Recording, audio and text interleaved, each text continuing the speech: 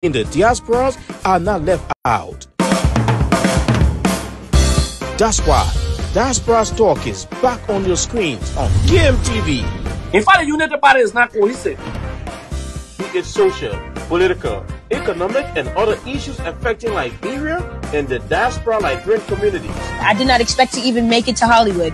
Join Cyrus McGee and Nathan Charles every Monday, Wednesday, and Friday, 12 p.m. Central Standard Time, live on KMTV, Facebook, and YouTube. I want to be arrested in the midst of my people. As they discuss the issues blending the voices from Liberia and the diaspora Liberian communities. The Liberian Business Association in the diaspora should be used as a vehicle for economic development in Liberia because no country can develop without the diaspora impact. For sponsorship, call cell numbers 612-806-5896, 816-433-3979, or better still, email us at usakmtv@gmail.com. Diaspora Talk. From this.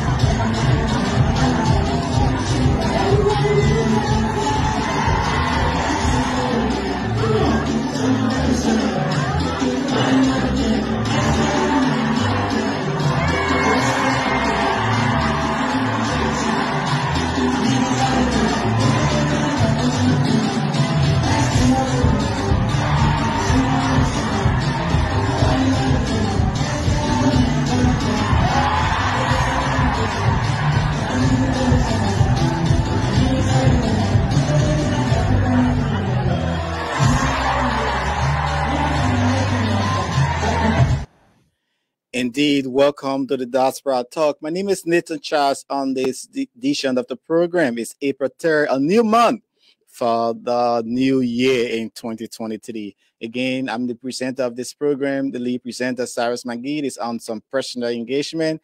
And I'm here with my colleague, Joanne Proud CA. We are looking at unfolding issues in Liberia. Sorry for the abrupt cut off of our first broadcast due to some technical sound issue.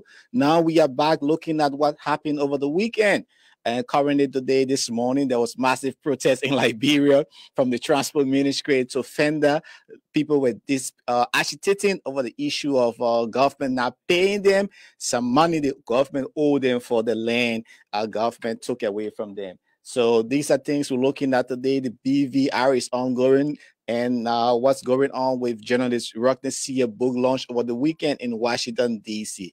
These are the things we'll be following on the program today. Joanne, how was the weekend? Welcome again. Yeah, thank you. Your smile so big. I'm just excited. I know it's nothing. There are a couple of people who are not able to be up and about as I am today, and so the fact that I am alive, I'm strong, I'm in good health, I'm grateful. A lot of things happened in Liberia over the weekend, and in fact, just today, since morning until now, the news in Liberia is like, whoa! Everybody got up, and just a lot of people are frustrated, people are angry, and it needs to be addressed. I'm looking at all of these different protests happening in the country at once. Like, what's happening? Yes, indeed. So let's give you some videos from various media in Liberia, Front Page Africa. That's the video here. And we were also on the same KMTV, but we've covered the event with the police riot with other citizens. But some of the residents in Fender campus, after early this morning, they set up roadblocks and they spoke to Front Page Africa and other media out like there, giving reasons why they were protesting, during they are alleging that government, since demolishing their land, the homes, promised to give them some money. Up to this time, it's been months, and government has yet to fulfill. So it's like, why should people always engage into protest before government intervene? So let's take this video from some residents there in Fender Camper. When we come back, we'll look at the issue that happened this morning in Fender Camper. We are clear to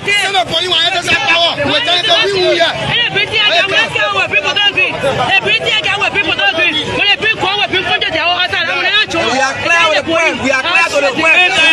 There's one of these projects that has to do with the international road blocking. Yes. Another attempt of this project, we intend to bring down the university down as they brought down our horses down 2 years back, leaving our family facing and making our people homeless.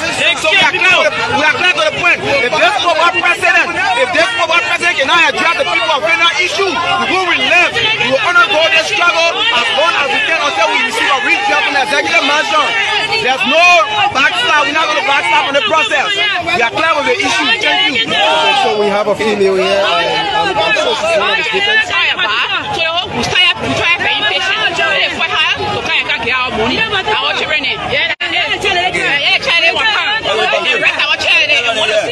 The people are crying for our charity. The people are crying. I want to vote for here. I want to vote for the demolish my house.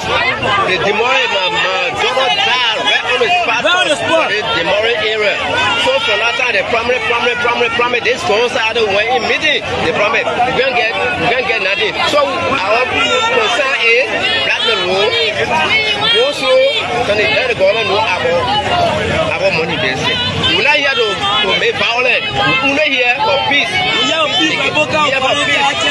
So we're telling you about around here and sagging me out with our woman in sagging here. So we say that for the thing here. They say that the negotiation you're waiting feel that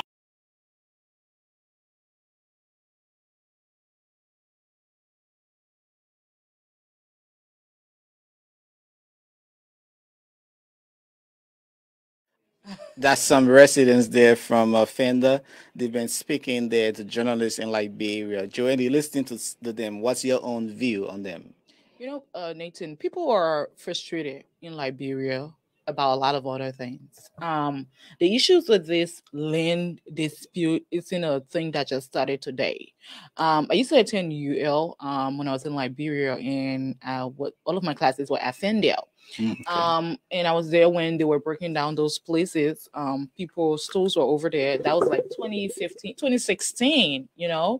I think 2016, 2017, or before. Yeah, it was even before 2017 when that thing happened. And so this has been a long time for people to have not been paid up until now. People, lands were taken from them with a promise that they will be paid for it. And if you make a promise like that and you cannot live up to those promises, people tend to get frustrated.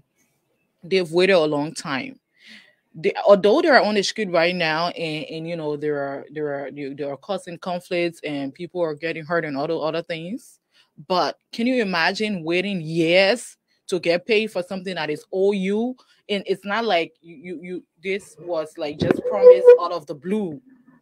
It was something that was taken away from you. If you had sold your land to somebody else, you know, you would have gotten that money paid a long time ago. You would have gotten your money back. You would have moved on from there. But you give it out to your government in hopes that you will be paid for it, and then you've waited so long that you haven't even heard any response from it, and so at the point now you're just tired. You've lost all hope, and so you end up in the street. And this is a sad thing for our country, that people will get frustrated to the point where they have to get in the street and protest, and people get hurt before government can listen to them. This have happened time immemorial. This is not something that is just happening today. People have been owed so many different things, not just, you know, payment for their lands, but not getting paid in time for their, you know, jobs, not getting what they're owed, being promised even pensions, you know, and all these different things. And because you are not getting paid, you get frustrated, you get in the streets, and you want it because you want to be heard. And this is the only way that you can be heard. It shouldn't be that way. People should not have to get on the streets and protest for what is owed them. If you make a promise, it's like as an individual, you made up your mind to borrow something from me, and you tell me, Joanne, if you give this to me, I'm going to, you know, give back to you in a day or two. But it's taking a month. I haven't heard back from you, and so I come to you and I ask him, but you're not even giving me in the face to even say that, hey, Nathan, you still owe me. When am I going to get back what you owe? And so then I get frustrated. I put it out. It's been a month, and then a year, and then this turned out into something huge. Look at how many people got hurt this morning simply because of what they were owed. And it was not just the people who were owed that got hurt this morning, you know. There were people who was just bypassers, you know, stand-up bad. Yeah. Commuting, business people going Bond County. A lot of the people were transporting people. They were just pedestrians there. There were people who, you know, students who live on the campus, people who some of the instructors who live over there, just a lot of people who didn't even have any idea of what was happening around. Some of them ended up getting hurt today because of something that should have been settled years ago. But why should this always happen? That if government, because I know it was through eminent domain, so they have the right to negotiate with the people to settle them because they wanted development in that area. But why should protests be an alternative before government be more reactive than proactive? And our government, even the entire press area, their entire media, their PR system, and everything that's set up, they wait until these issues get to the street before they start giving responses. They were supposed to be proactive with these things. They were supposed to reach out to the people. I know the people, they didn't just get on the streets and start protesting this morning. They made time to reach out to them. They try to ask them to settle this amicably before it got to this far. So about the time when the people were trying to reach out, about the time when they were requesting them to settle, if they had come up to even arrange a time to say, let's sit down and discuss, what are we going to do? We might not have the entire money to pay up right now. We might not have all of what we owe you, but we're able to give you this percentage of what it is. You know, we can give you this percentage, and after a while we're able to pay you the rest of it, or we're able to make a payment plan. That way they know that their money is coming. If I was receiving a percentage of my money maybe once a month, I'm getting a certain percentage of this morning, I'll have no reason to get on the street to protest. But if you're not even hearing any communication coming from the people who owe you, you turn to be frustrated.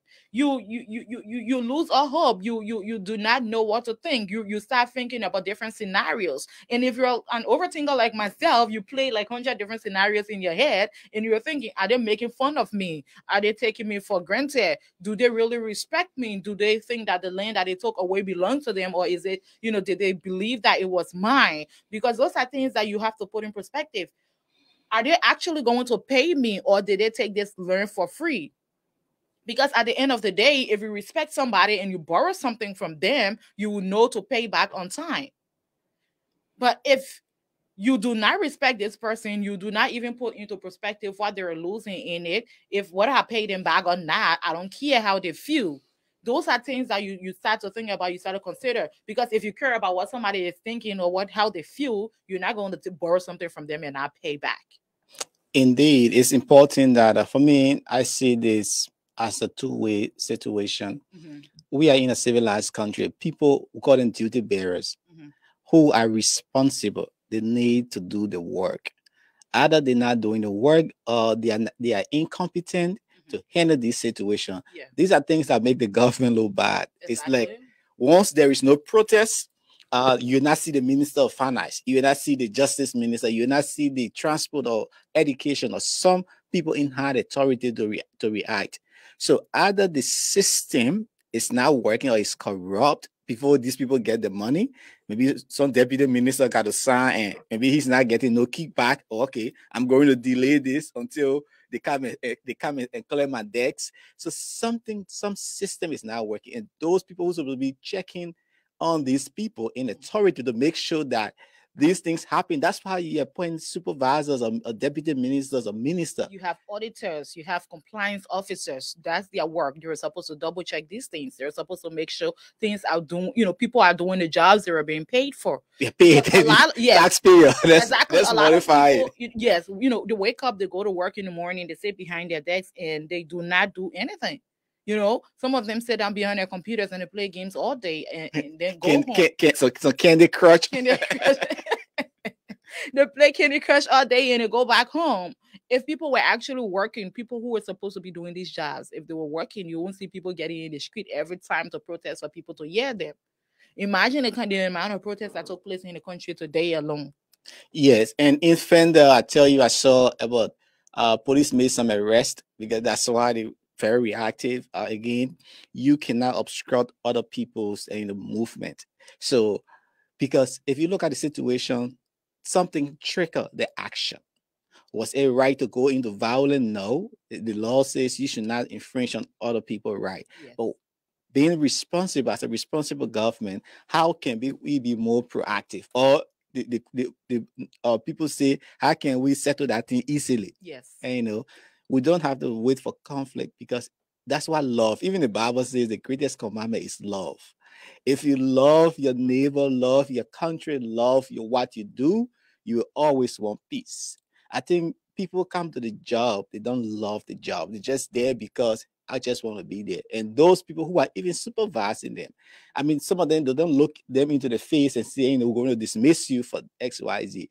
People should be held accountable. Now they're going to arrest people who protest, who wounded other people, but who did these things? People did not do the work. Yeah. How can the government or the president fire them? What happened to the people money? You listen to the mayor, it's been for years. Yes. How can we fire these people who were incompetent? Really, yes, it's happened. And those people who received the letters that these people have been sending for them to come to a settlement, for them to listen, for people to listen to them. Because I know these people, they didn't get up today to say they were getting on the street. They tried reaching out.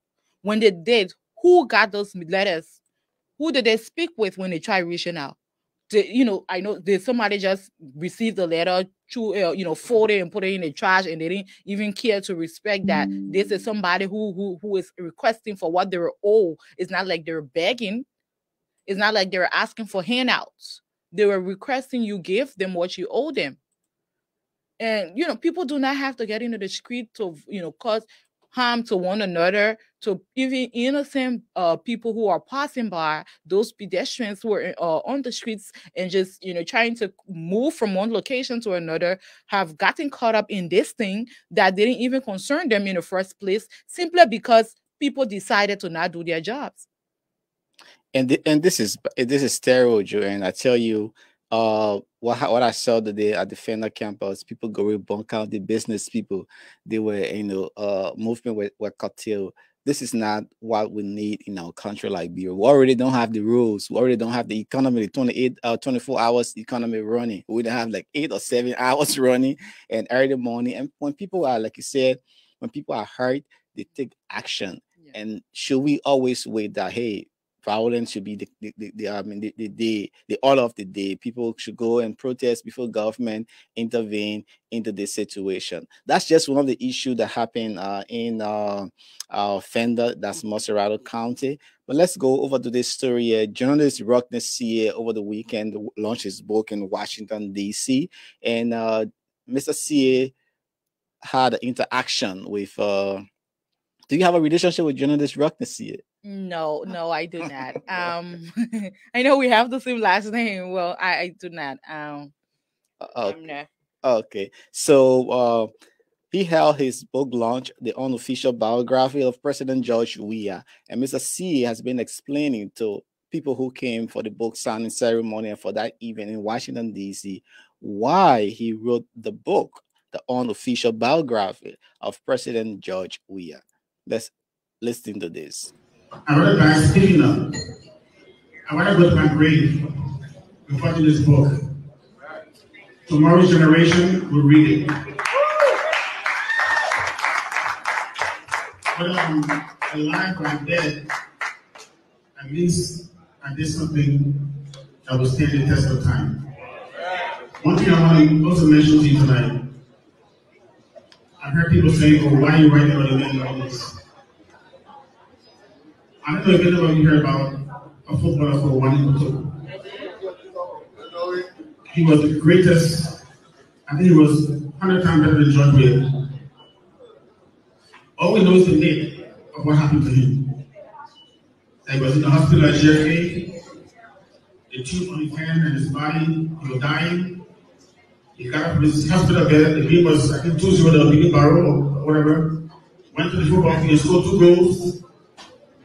And a miraculous comeback. That all we know we hear from our people pass it down to us. But if you Google Wani Muto, you cannot find more than 2 paragraphs on him anywhere on the internet. So if we don't document things that are happening now, you're also already seeing what's happening. Because we have not set up a war crimes court in Liberia, the young generation are slowly gravitating away from punishment.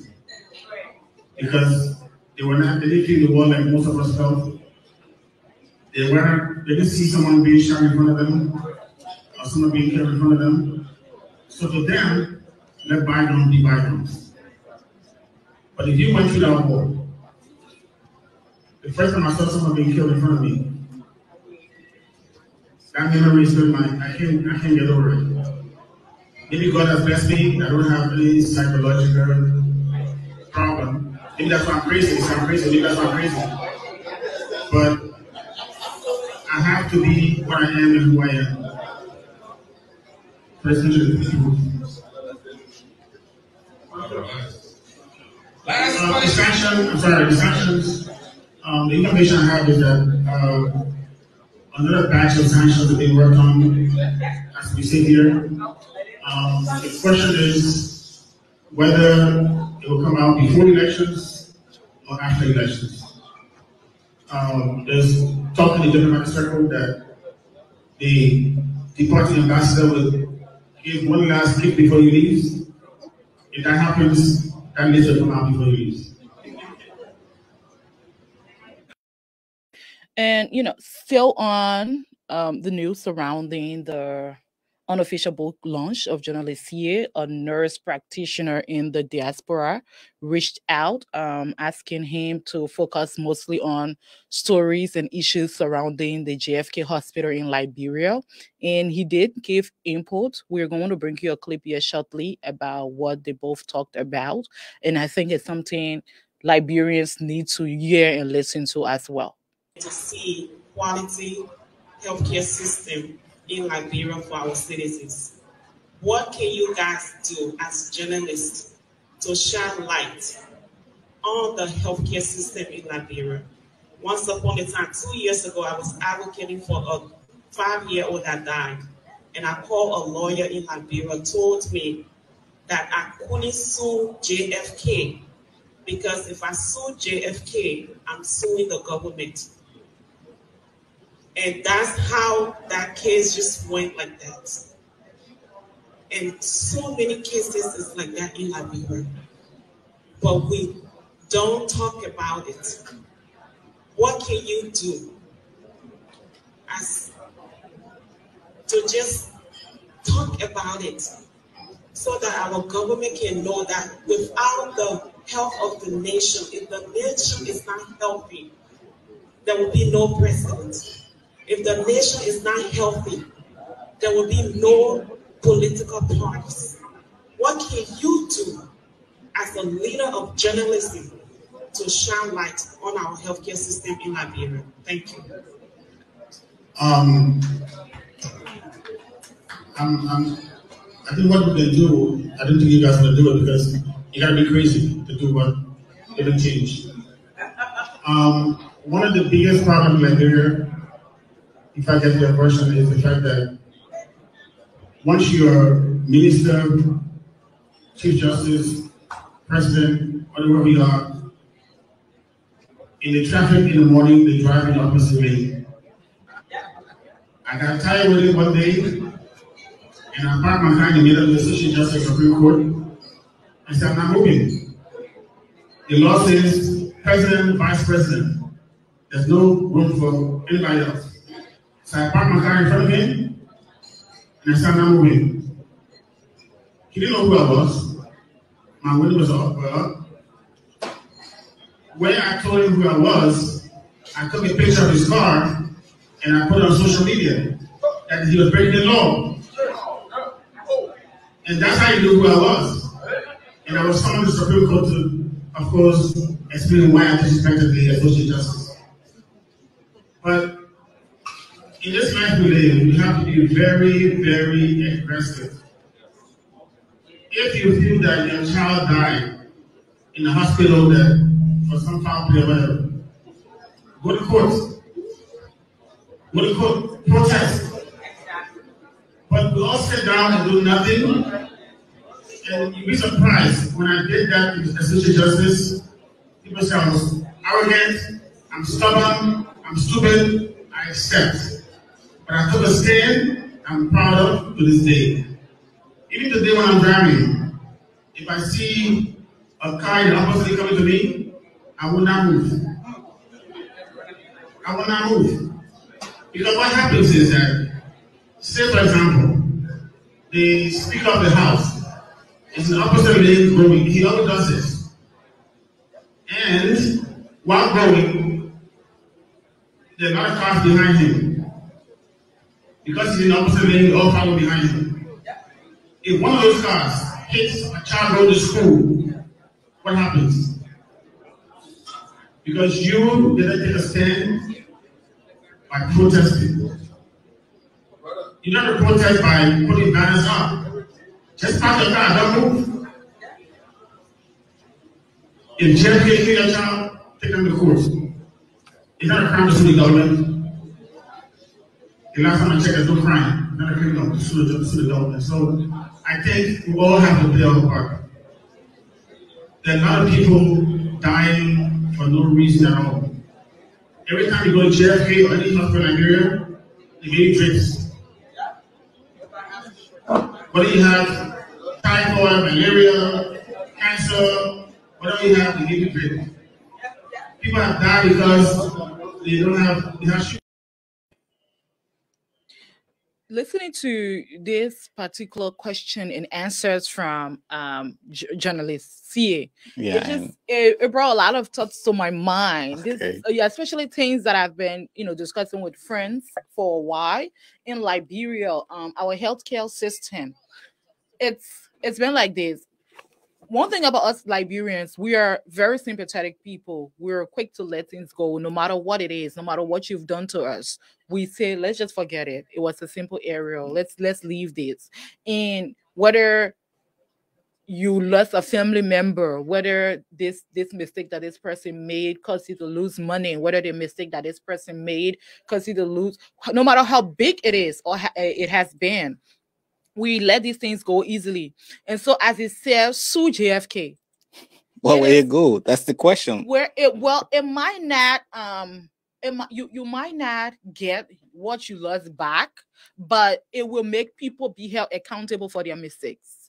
People will double check things before they start doing it. People, haven't you heard of what have been happening? Like, bro, like you go to the hospital and the first thing they haven't even assessed what's going on with you, but by the time they say you're weak, they put IV on you, they hang drip on you right away without even realizing what's going on with you. You might have a high blood sugar. You might have diabetes. And then they just hang this thing on you that will just shoot it up straight to the roof because they didn't even double check what's going on with you. Yeah.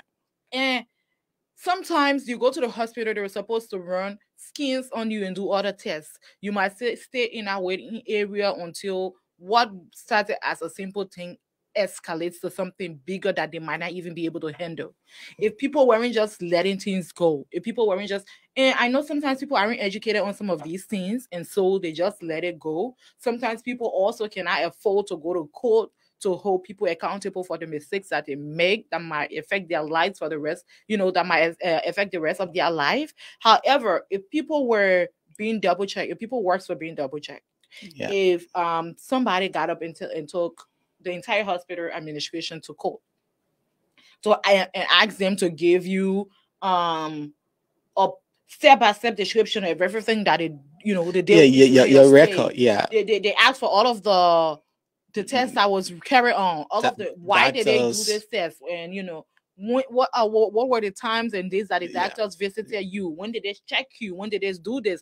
If somebody was sitting down and answering to those questions, people will be realistic with the job they were doing. People will take time with people's health. Exactly. A lot of the time, people die from things that they shouldn't even be dying from in Liberia. A couple of years ago, my late uncle passed away at JFK. And so I tend to get really sentimental when I'm talking about this thing. And so I put all of this in there. But he was sick for a while. We took him to JFK and he passed away. But when this happened, they had requested to run series of tests that they couldn't do at JFK. And so there is a laboratory across from Lucky Pharmacy, behind Lucky Pharmacy area. And so they wrote down those tests, they drew the specimens, and they asked me to take them there for them to run the tests. And so I went there, they did those tests. They did the tests that they couldn't do at JFK. And then some of them, they said... And that's the same doctors there. Right. So, exactly. And then they said they could do those tests back. Then they said they couldn't do some of them at JFK and they could do some. And so the ones that they could do, they asked me to pay for those ones. And then the ones they couldn't do, they asked me to take there to the lab. And so I went to the lab, they did the ones that they could do there. When I came back with the results, whatever happened, I'm not sure what went on. When my uncle passed away, I think just like a day after this test was done. So I paid the money for the ones that they were supposed to do at JFK, and honestly, they didn't do it. And so when I realized that they did not do those tests, I asked them what happened. They said, well, they did the test. So I said I needed to see proof that the test was carried out. I want the receipts of everything that was actually done. Your chart, your patient chart and everything. Because I brought him here. I want to see everything that was done for him. And so I stood over there. We talked about this thing for, I don't know how many hours. And so I was supposed to take the body to the funeral home that day. And when I called the funeral home, and then I called to I was trying to make a funeral arrangement, everything right at JFK. And so I think it was a community chairman for where the cemetery was located. They said they had a system where you have to show what was the cause of death and everything. Before they bury. And so when oh my goodness, I waited and JFK couldn't give me any report. So I told them, first of all, I'm contacting our family lawyer, because if we pay for all of these tests that you requested. It was only yesterday that we paid for these tests. He died, it didn't even take 12 hours when this happened. So he obviously didn't run these tests before it happened. We are supposed to get a refund. If you run it, give me money. If you did not, I need a refund. I left when I talked about from the lawyer right away. It was I think one of the accountants or who she called the administrator, and this lady came and started talking to me. Okay, we're going to do this. I can help you and get your money back. Help? And I'm like, what are you mean you can help me to get the money back? I paid for a test you didn't do. I'm supposed to get my money back. And so we went back and forth, and I told you, I'm not going to talk to you anymore. I'll go outside. The lawyer will come and you discuss it from there and everything else. And before you knew it, they gave me a receipt. They brought I think $150 back. Okay. Where did it come from? I mean, that's the situation there. People just need to know that they can be held accountable. You cannot just let these things go. And somebody will take your money for free. Yeah. People in Liberia, especially some of the motorcyclists, the pimping riders, they will come and hit your car and then just say, "Oh, I'm sorry that I hit your car," and just go away. You can't try that to somebody's car. Yeah, you and the person not even going to discuss anything. You will discuss with the person's insurance. Insurance, So yes. I'm just making reference to it because some of those things that we see as little things, they turn out to be bigger things, because if somebody do something to you and you let it go, and then they go back and do another thing and then you let it go. But if people are being held accountable for their mistakes, as he said, sue them, they were going to take their time now to work. They were going to know that if this person comes, I'm not just going to rush and pour drip on them. I'm going to check their health records. I'm going to check their history, their medical history, before I can make a treatment plan for them. Exactly. I mean, like you said, Joanne, everyone have the story from medical people in Liberia until like you're talking. Indeed, I have my health record when I was diagnosed with COVID, almost 14 days or something. All of the medicine, all the doctors who work on me, all of them, I can see the time, the date, the medicine they gave me. Everything is in I can put up my phone and see it up to this time. It's all in there. It's all in there. Technology, until we imply technology into Liberia, all of our system will still be messed up. So let's see if we can take this break here from one of our sponsors, the Brooklyn Chiropractic and the Park Lake outlet. When we come back, what are we looking at? You know, after the protest that took place in Liberia this morning, it's like, oh, what's happening? We're going it's not April Fool. No, it's not. We're going to dive into another protest that took place in Liberia this morning with the employees, workers there from the Ministry of Transport. They were expressing some of their grievances, and we will be right back with this story. Stay with us. We are going to take a short break and be right back. Hi, my name is Dr. Kent. Welcome to Brooklyn Chiropractic. Come to Brooklyn Chiropractic if you're having any back or neck pain. Especially, we specialize in treating people in auto and work-related injuries. So we've been established here in Brooklyn Center for the last 14 years. And one of the pleasures that I have is helping out in the community. We've sponsored a lot of events throughout the years in the community. And we really appreciate being a part of the community. So if you're experiencing any pain, give us a try. If you want a drug-free way to get better. Thank you.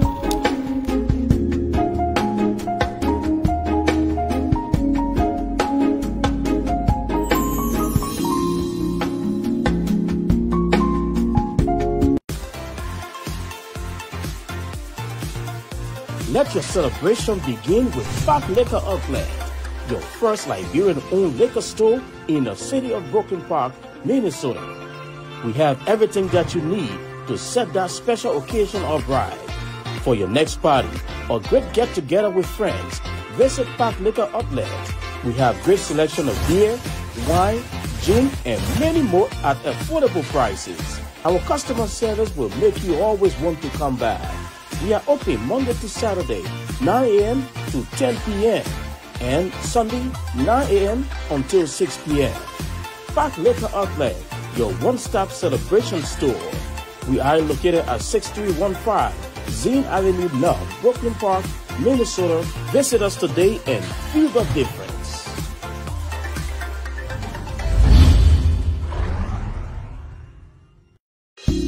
Hi, my name is Dr. Kent. Welcome to Brooklyn Chiropractic. Come to Brooklyn Chiropractic if you're having any back or neck pain. Especially, we specialize in treating people in auto and work-related injuries. So we've been established here in Brooklyn Center for the last 14 years.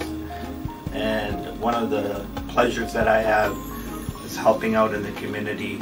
We've sponsored a lot of events throughout the years in the community, and we really appreciate being a part of the community. So if you're experiencing any pain, give us a try. If you want a drug-free way to get better. Thank you.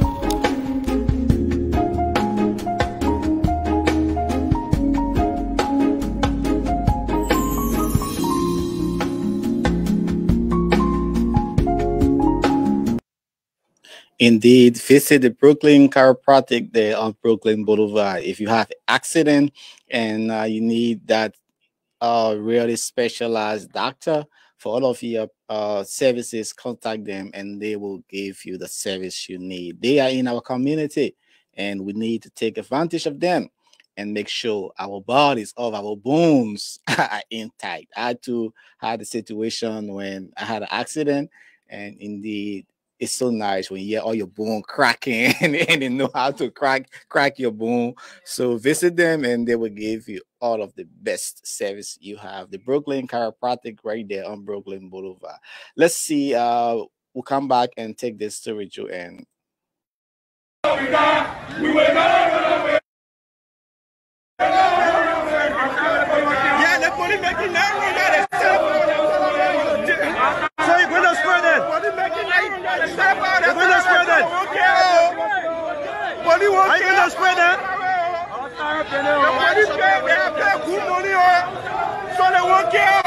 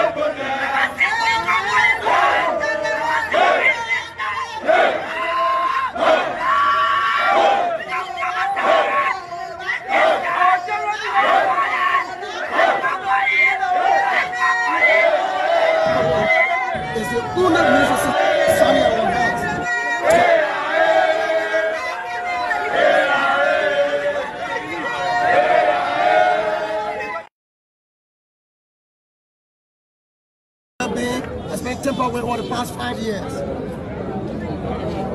It is on record that this ministry is the only ministry since the inception of this administration that continue to raise the highest revenue in the Republic of Liberia. So, evident of that, last fiscal period, the Ministry of Finance gave us a task to generate 7.5 million. Ministry of Transport, smart, with our enthusiasm and readiness to ensure that we alleviate each other from poverty. We raised 12.5 million.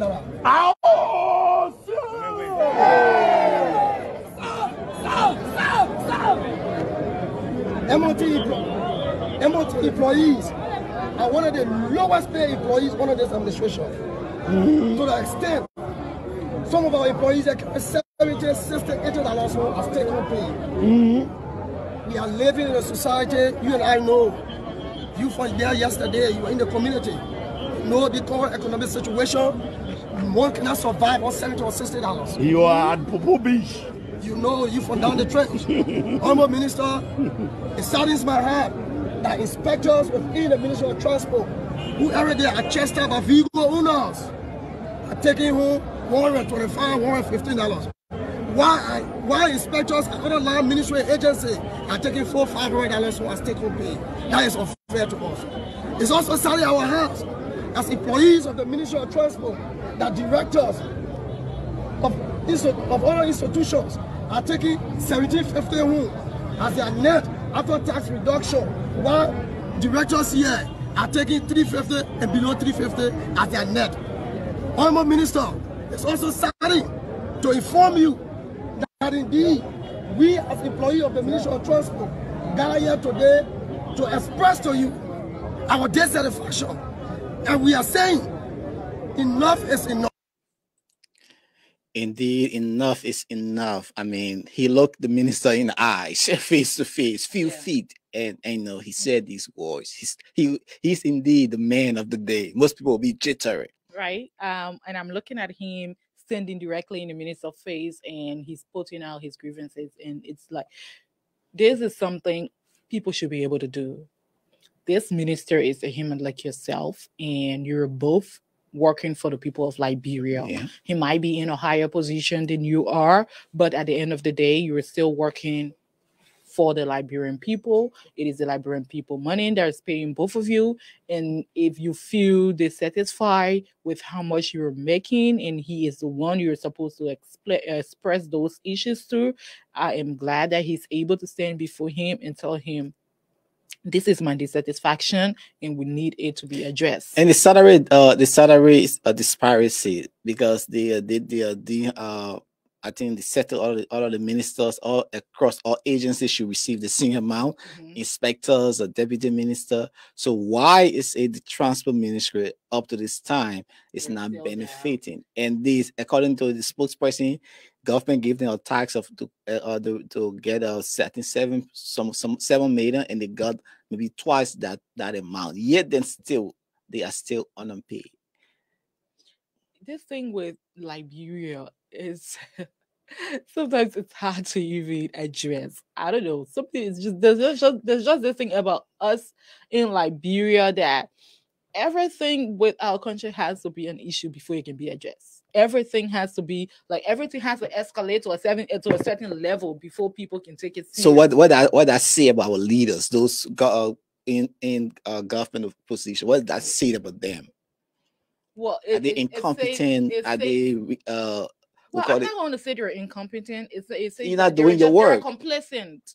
They're by the president knowing your name. Yes. People, not just the president knowing your name, but people sit down in certain positions and feel because, well, I've made it, and so I do not have to do anymore. And then they do not have people, as I mentioned previously, they do not have people who are double checking their work. And so whether they were making sure that those who are supposed to be getting paid are getting paid, or those who are supposed to be in office at a certain time or in office, they do not even care, because at the end of the day, you're getting paid. And so you walk away. These people, as he stated, who some of them are on the streets doing inspection. Yeah. Do you know how many of them will stay on the street and even ask the driver to give them and money? Be tempted? Yes. and at the end of the day, it's only because they aren't even getting paid enough as much as their other colleagues who are in other government entities and agencies are. And not doing hard. They're not in the sun. No, they aren't. They're on the rain. In their offices, and as you said previously, they are playing Candy Crush. And they leave from there and go home. And these are people who are making sure vehicles that are not up to standard aren't on the streets. These are people who are making sure that people aren't driving vehicles that aren't registered. These are people who are making sure that people without driver's license aren't on the street. Because it's for the safety of every one of us. If somebody without a driver's license is driving and that person got into an accident, how can you hold that person responsible? What records can you have and hold onto that person so that they aren't even able to do this again? Even other than not having a driver's license or what can you do if somebody, because I remember when I was in Liberia back in 2018, I had this accident around the Yerebia Junction area, and so it was not necessarily like an accident. So it was a holiday and driving from Yerebia from the beach. There was a huge traffic at the junction area.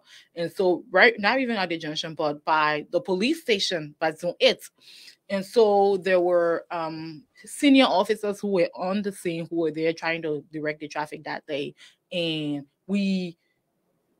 there was people trying to jump on the road, trying to drive from the side. And so when they got at the front, they saw that police officers were there. They tried getting on the road quickly because they were arresting those who were driving on the sidewalk. And this person tried getting in front of my car, but because there was no space, this person jumped in front of me, and so I hit them from the back. Nothing really happened to their car though, but because of the way they jumped in front of me, the police officers who were there took my license from me and I think they went to talk to this person, whether they got their license or not. I'm not sure what happened, but they took my license and they told me I had to go to Central to resolve it. And then I had to go. I remember I ended up paying $15 that day. Robbing? No, I went to the court because I said I was not going to give anybody money until I understood what was happening. I went there, but I just, you get frustrated and you just want everything to stop.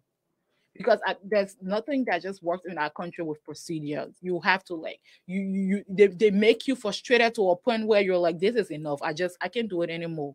And so I went to the code.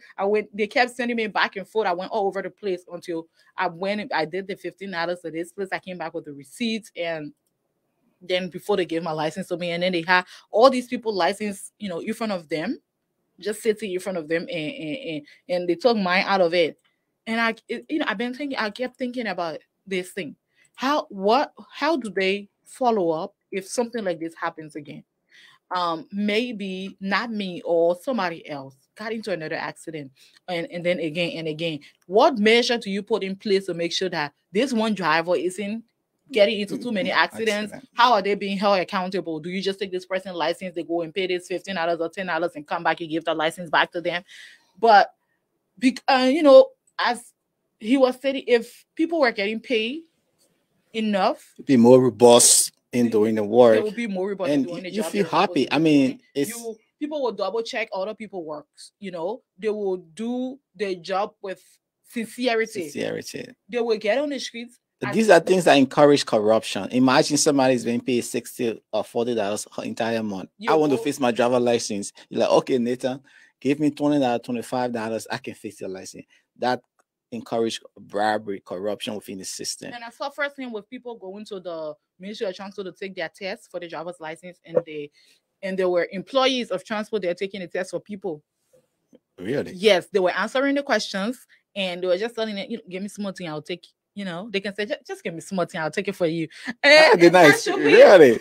I'm telling you, Nathan, I saw this, and at the time we're all in the system, you participated in the system, in the corrupt and sports system. Come on, if I had done it, would I be driving in the US today? Because you have to even take the people test here on your own.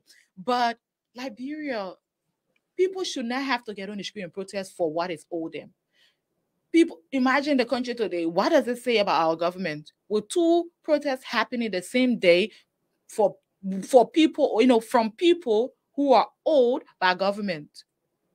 The same day, protests from all over, different places of the country. People be owed for, people owe whether the government owing people for lands, and then Ministry of Transport employees are, asking government to increase their salary. Photos registration protests. Imagine there are just so many things.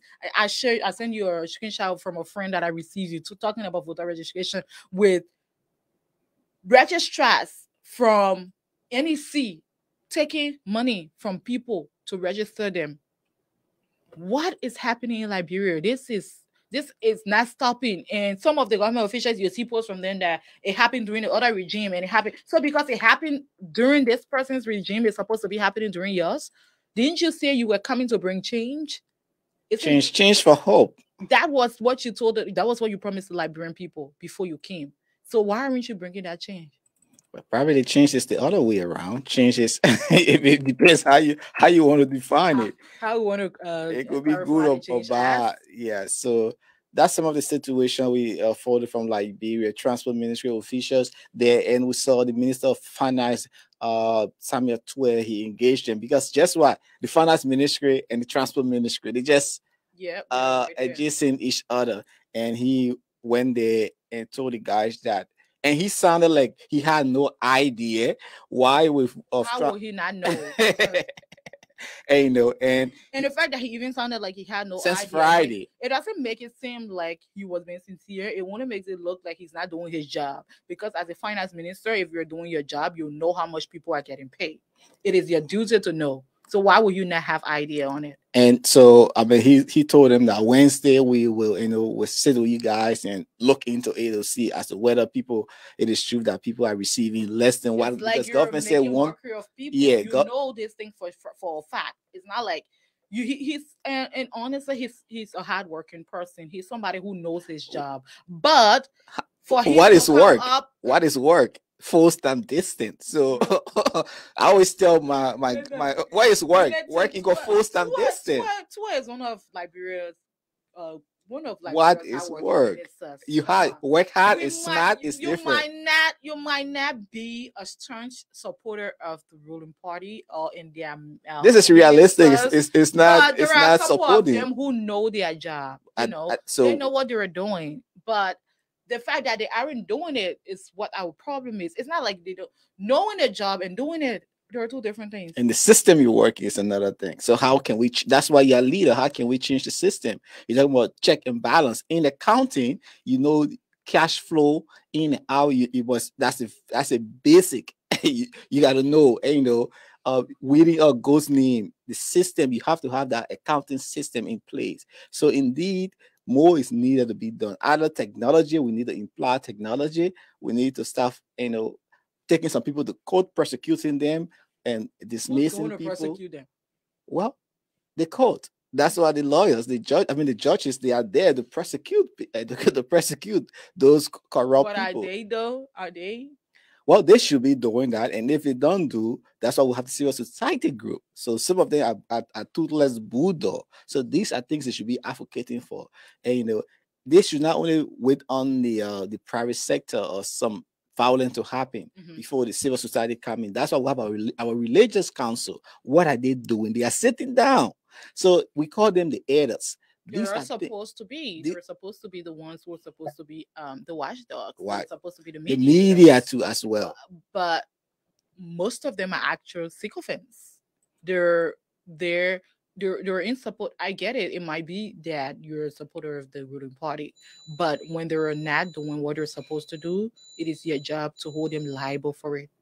And so when you start going opposite from what you're supposed to be doing, what does that make you? It means you're complicit with what's happening. It means you're a part of it. And if you're a part of it, then you should be get rid of. Because these people that they're starting today protesting today for salary increments. At this time, at 5 years, they did the salary structure for everyone. In this government, you are asking these people to re-elect you. What have you done for them to show that you're competent enough for them to put you back there? It's almost elections time, and people are crying on you for salary increment.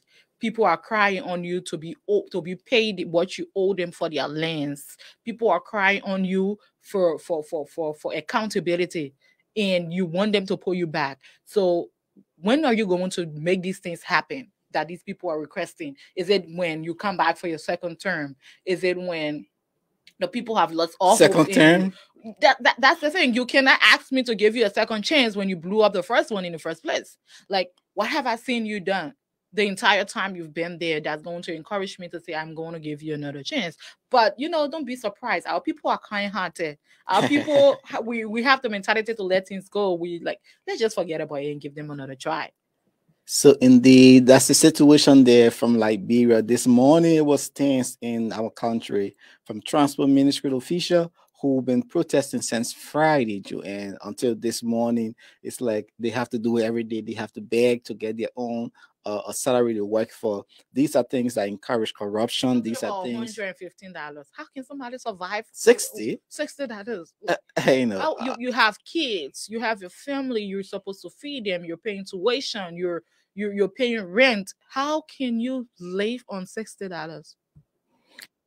Yes, that's the situation there. So let's take a break, and we'll come back. We'll bring you the BV, our ongoing process, and we say goodbye here. But let's take a break from our sponsor, the Brooklyn Chiropractics and the Park Liquor Outlet. So visit them. They are right in your city, Brooklyn Park, and here to serve you. Hi, my name is Dr. Kent. Welcome to Brooklyn Chiropractic. Come to Brooklyn Chiropractic if you're having any back or neck pain. Especially, we specialize in treating people in auto and work-related injuries. So we've been established here in Brooklyn Center for the last 14 years. And one of the pleasures that I have is helping out in the community. We've sponsored a lot of events throughout the years in the community, and we really appreciate being a part of the community. So if you're experiencing any pain, give us a try. If you want a drug-free way to get better. Thank you.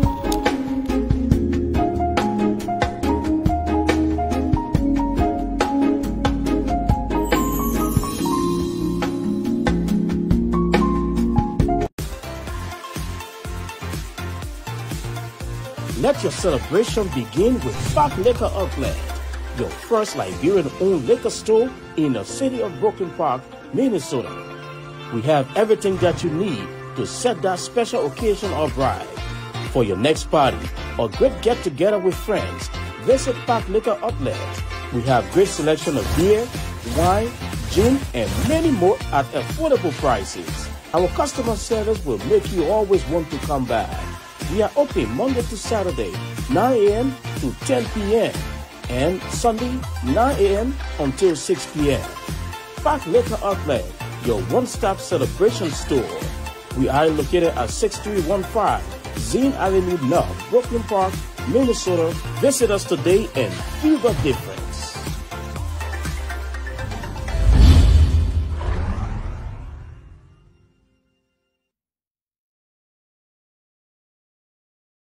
Indeed, the Park Liquor Store is one of our sponsors here on the Diaspora Talk and the Brooklyn Chiropractics Day on Brooklyn Boulevard. If you have your business, join us on the Diaspora Talk and we showcase your business to the rest of our world, the world and our audience there. KMTV, we are here to serve you better. Always come, be a wedding, funerals, whatever program you have, come to our studio on 5901 Brooklyn Boulevard, Brooklyn Center, Suite 206, and call us and we'll be glad to provide you the service you need.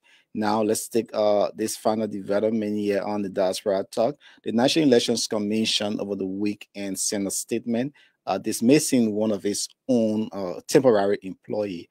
My colleague Joanne, you have details on that story? Yes, I'm just gonna go over like the last couple lines here where NEC has terminated the services of Antoinette Yancey, one of its temporary staff, who served as a registrar at the Namua English and Arabic School in District 10 for acts inimical to her status as a behavioral staff. Ms. Yancey was terminated following an investigation that established her involvement in activities that had the propensity to undermine the integrity and credibility of the commission. Yes, so I think it follows a report from Yeke, Honorable Representative Yeke Kaluba, who on last Friday went at that vicinity because he intercepted a communication that was leaked to the media, and he intercepted a communication wherein Ms. Yancey was communicating with the chairman of the ruling party, Moluba Molu, and so I think that's what triggered that investigation from the National Elections Commission. Like you said, people, the Rockness said, people need to protest, people need to say it, people need to speak out. Because if you do not speak out, nobody's going to know what's happening. People are going to feel like think that everything's okay when things aren't. I did see what looked like a communication between Ms. Yancey and Mobile Molu on social media. However, I am not sure how true that particular conversation is. But if it is, I believe that NEC did do their investigation before going forward with terminating her. And it was about her asking them to encourage their voters or send money for them to encourage their voters or first-time voters to go and vote and also go and register, for them to encourage first-time voters to go and register. And I was kind of like thinking, what did she think asking that as a staff of NEC? You should not even be the one in the first place encouraging people to go and do their registration, because that can affect the way somebody might vote as time go by. In a sense, and you might say something you didn't think you said, but you might say something that will go in place or that will mean you're pushing this person to vote for your candidate. I did work with NEC a few times as a VO, and so you are not allowed to say or do certain things to voters. If you're registering people, it is not your responsibility to tell them to get in the street and go and register. It's not your responsibility to coach them in the way. You can help people out when they're having difficulties in how to do the process. You can coach them on how to, but you cannot say or do certain things as what she was sending to so let's put this on the screen, Joanne. You see, this is a message. Yeah, I read the message that she was telling Chairman Molu that they should try and reach out to them and see if they could talk to their co-workers so that they can be flexible for the first time voters and all of those kinds of things. she said bring all of the old ladies and first time voters to D number 10 to register. So where she's registered, and that's Yeke Koluba district. So she should bring everybody. Why do they live there? They don't live there. They should bring them there to come and register. It is not your job in the first place to think that you can coerce people to come and register. And the fact that you are asking them to even bribe your colleagues so that they will be flexible. What kind of flexibility are you asking for? Because people, you cannot tell me if I am a registrar, you want me to see somebody who I know isn't from this district and allow them to register in that district. How is that even, like, what sense does that make? And you think because you're reaching out to this person, if Moba Molu went ahead and sent this money or send this lady money and she maybe distributed a couple of her colleagues, and so they went ahead and allowed all of these people from different places to come and register in Yeke Koluba's district. And at the end of the day, during the elections there, you see all of this huge vote coming out of this place. Let's make reference to the census. You already know a fixed number of people that who are from this area, from district 10, and so you're expecting a particular number or an approximate number of votes from this district. And because now also Antoinette Yense is she's asking for them to come and vote, to come and register in district 10. Let's say the census, for instance, had about 5,000 persons from district 10 who were counted, and so I might be expecting about, let's say, 2,000 votes because of the 5,000. There were adults, there were kids, and everybody counted. And so let's say I'm expecting about 3,000 votes or 3,000 persons who are actually able to vote in this district. When before I know it, it's about 10,000 votes coming out of that area. Wow. What does that say? Go be chico. Go be chico. But because she's asking for them to take all of the first-time voters and the old people, and they should bring all of them to her her center to bring them and register, because that she wants them to like do something for her colleagues so that they will be flexible. So first time voters. That's a Liberian. Sometimes we are our own problem. We leave all of these things on the politicians. We leave them on the government officials. But they come down to ourselves. It is the way we present ourselves to these people. That's how they take us. We present ourselves to these people as cheap and hungry, without any ambition, without any think we're. I get it. Some people are broke in the country. People do not get. People can barely make ends meet. But you have your self-respect, your self-esteem. Nobody can take it from you. So if you brought yourself to this person and show yourself to this person as somebody who is not able to do anything for themselves until this person says so, that is exactly how they're going to take you. Okay. Indeed, that's the situation there with elections in Liberia. And I saw Alexander Coming on in Kakata. He was on the local radio there, and he's encouraging people to turn out the register. It was like, oh, this man who read the code. But we'll also delve into that on our next edition. But Alexander Comey was in Kakata today, a meeting with marketeers, and I saw him shaking hands. I'm like, that's the time the politician can shake hands. As you saw earlier when we started, you saw President George, we are down to the ground. You saw Momo Cyrus there in Lofa County dancing. Well, I saw Momo Cyrus dancing in Lofa County. When I talk about politicians who do not show up for their people until it's elections time, I'm not in good faith going to count Momo Cyrus as one of those, because I've seen him all year round with his people, especially during the county meet. You see, he's been supportive with them. He's always visiting his people. He's been with their teams. He's been hosting events for them and raising funds and giving them financial assistance. And so I might. He's not one of those official government. He's not a government official anyway.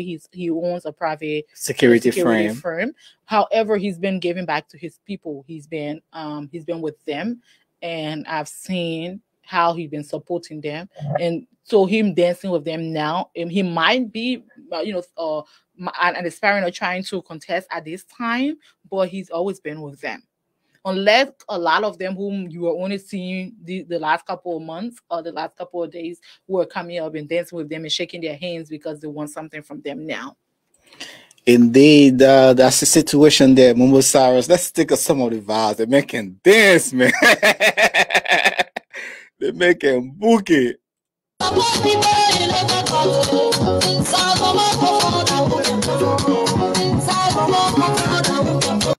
Okay, Joanne, you saw that Mumbo Cyrus there dancing. So as we wind down this production, what's your final statement?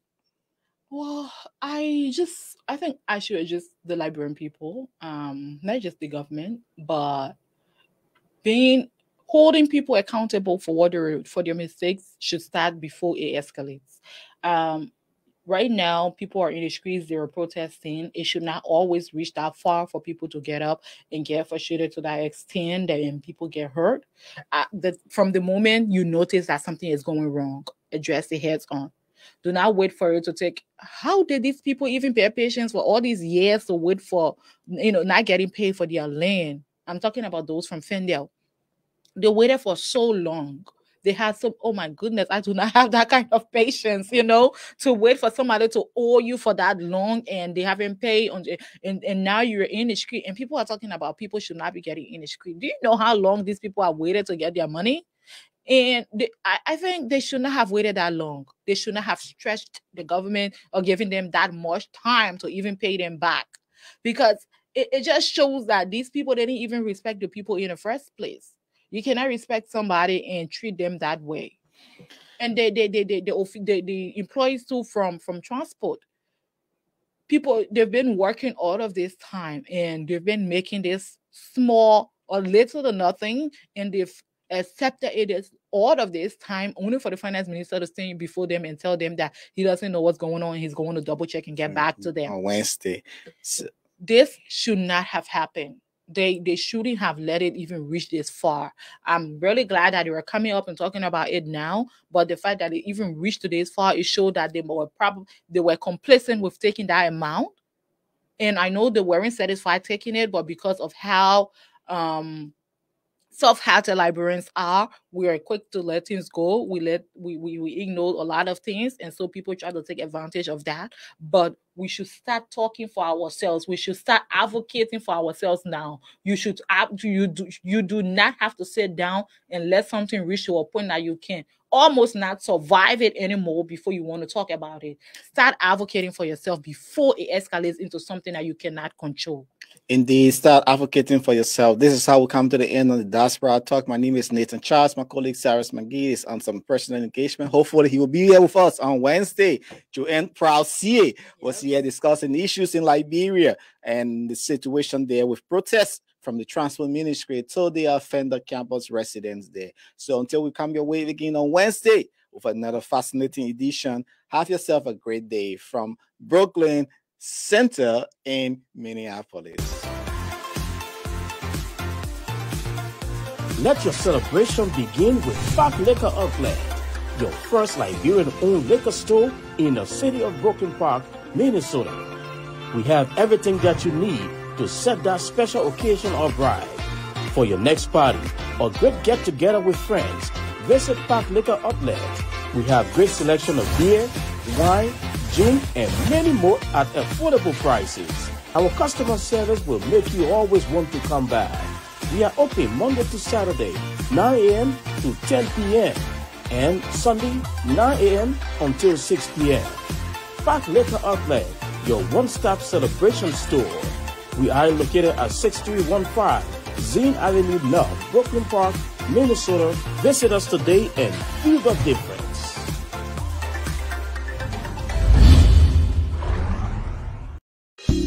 Hi, my name is Dr. Kent. Welcome to Brooklyn Chiropractic.